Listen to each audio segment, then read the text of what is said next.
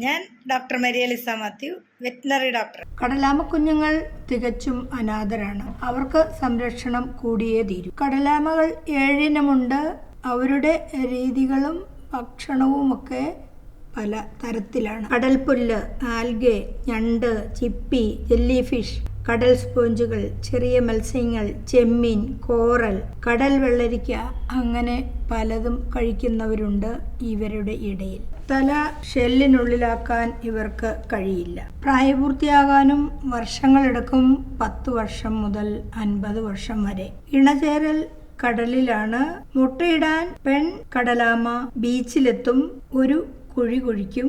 അതിൽ രാത്രിയിലാണ് മുട്ടയിടുന്നത്.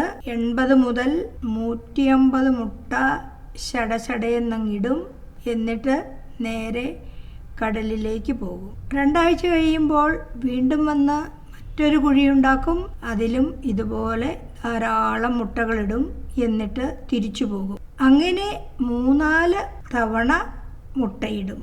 മുട്ട വിരിയാൻ 45 മുതൽ 70 ദിവസമെടുക്കും. മണലിന്റെ ചൂടനുസരിച്ചാണ് കുഞ്ഞ് ആണോ പെണ്ണോ ആകുന്നത്. ചൂടുണ്ടെങ്കിൽ പെണ്ണ്, ഇത്തിരി തണുപ്പാണെങ്കിൽ ആണ്. രാത്രിയിൽ പുറത്തു വരുന്ന കുഞ്ഞ് മെല്ലെ മെല്ലെ ഇഴഞ്ഞ് കടലിലേക്ക് പോകും. മുട്ടയിട്ട് കഴിഞ്ഞാൽ അമ്മയ്ക്ക് യാതൊരു ഉത്തരവാദിത്വവുമില്ല. അച്ഛനാണെങ്കിൽ തിരിഞ്ഞു നോക്കില്ല.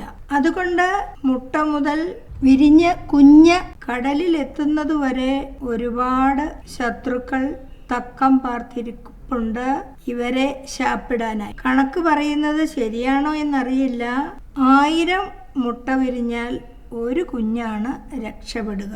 ഇവർ വംശനാശ ഭീഷണിയിലാണ്. അതുകൊണ്ട് തന്നെ ഇവരെ സംരക്ഷിക്കാൻ നമുക്ക് ചുമതലയുണ്ട്.